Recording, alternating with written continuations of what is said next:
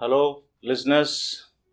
Welcome back again to the Aapki Sehat, meaning Your Health program of the Indian Medical Association of Queensland. Today we have the listening pleasure of talking to general practitioner Dr. Aba Chikarsal. Dr. Aba is a fellow of the Royal Australian College of General Practitioners and has wide experience in the knowledge of general practice primary care. As we know, the primary care is the cornerstone of health, gatekeepers of general, healthcare to the people. So, Dr. Aba, Remia has already told about the public health message from the Indian Medical Association to our viewers.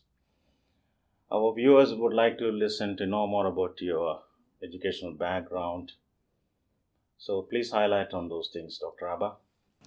Thank you for having me, Dr. Cyril. I am a primary care physician, a general practitioner, currently practicing in Brisbane. I have migrated from India to Australia 15 years back, and it has been an amazing journey of these 15 years. It has just gone very quick. I started my work in Victoria, and that's where I trained. I completed my FRA CGP degree, my fellowship in Victoria, and since then I've worked in various settings, including metropolitan hospitals in Melbourne, country hospitals or the urgent care centres, primary care, general practice clinics, aged care, and now I'm working in a skin cancer clinic as well. So that's good to know that you have wide experience in different parts of Australia. So the viewers would like to, we know that general practice and most women doctors, or the patients like to go to the female doctor for women's health, contraception, cervical screening test, and other health conditions. So can you highlight on general practice as such, and then some details on women's health as well, please, Dr. Aba? Yes. So women's health comes naturally to me. So I felt a need to upskill in this very important area of general practice.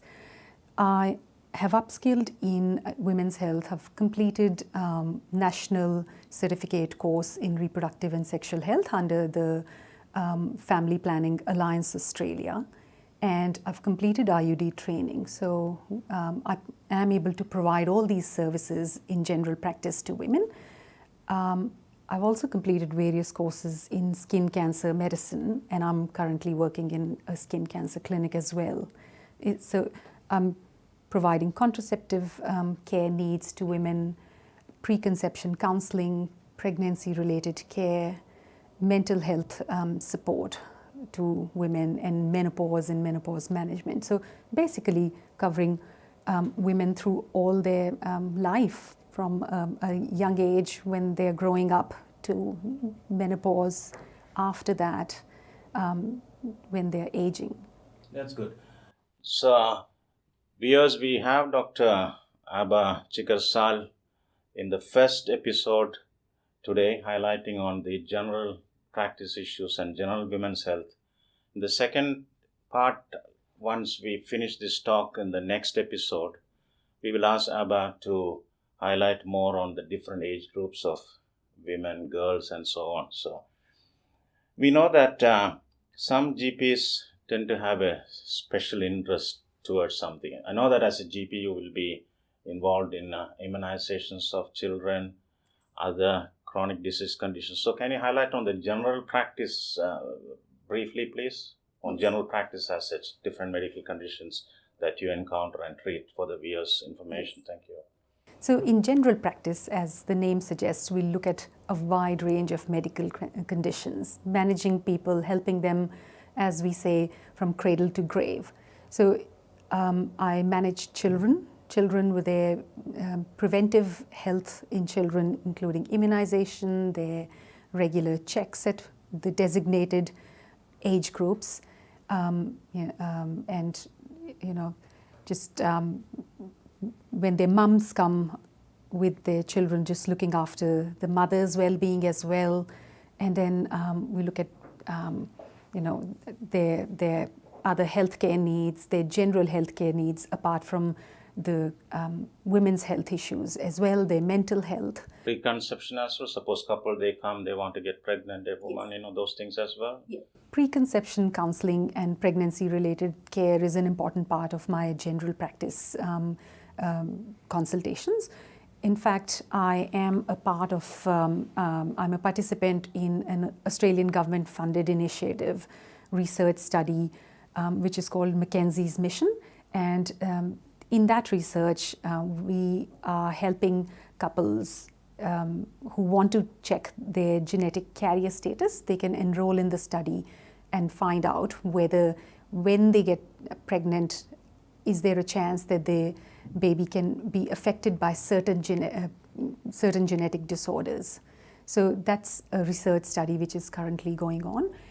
I also advise women about reproductive plan, which is a new concept these days. As women are delaying conception for various reasons, they need to know, just like how they plan other things like travel, their careers, their home, a mortgage. This is also something that they need to plan.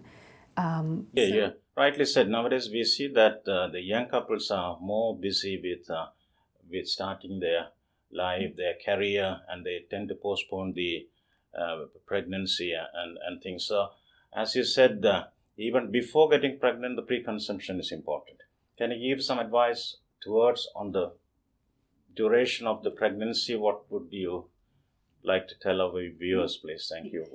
Like nutrition, whatever, yeah. Yes. So preconception, first of all, I advise women to track their cycles. If they are regular, then we can reasonably predict their fertile time.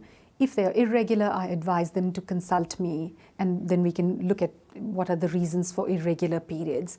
Nutrition is very important.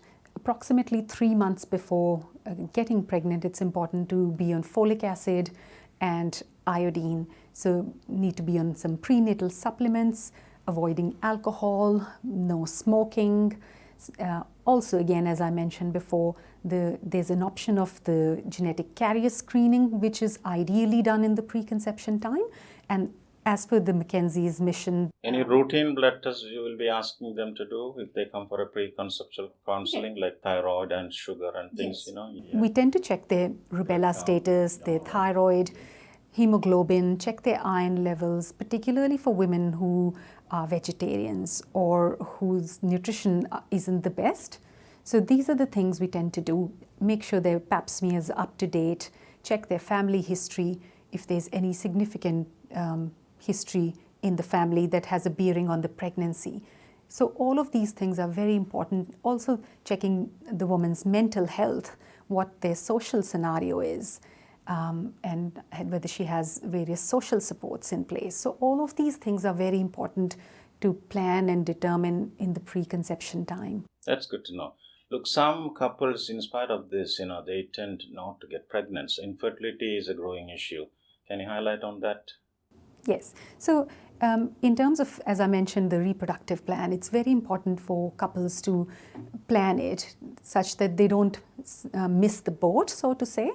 And also there is fertility preservation options which are available.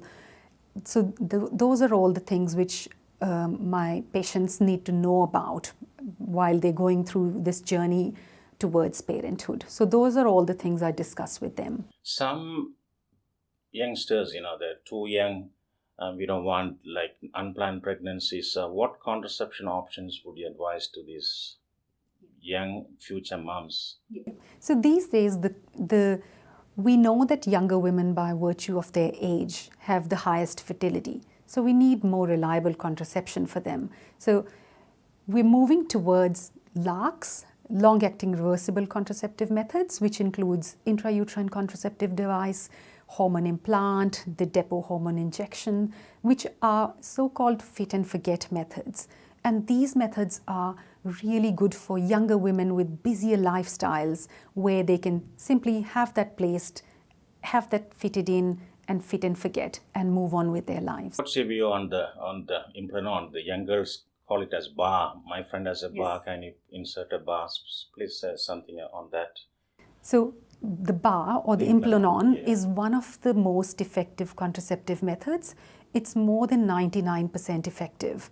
And 1/5 of women who have Implanon inserted do get some troublesome irregular spotting, but 4/5 of women still have manageable periods in one way or the other.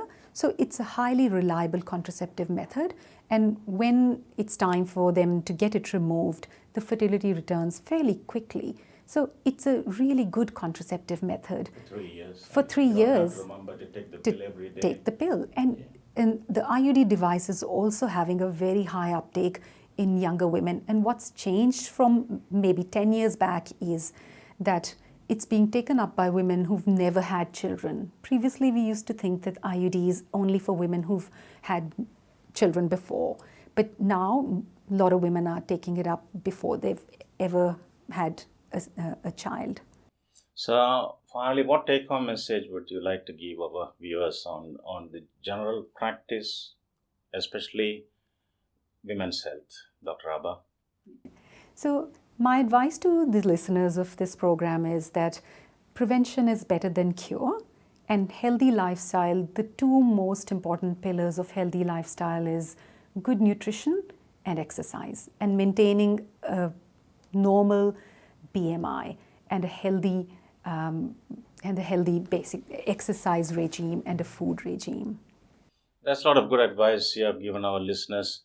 Thank you, Dr. Abha. On behalf of the Indian Medical Association of Queensland, we are very glad that you came into this Aapki Sehat program. We'll see you back again in the part 2 of this section, in which our viewers will benefit from more information from Dr. Abha's wide experience. Thank you, Dr. Abha. Thank you for having me.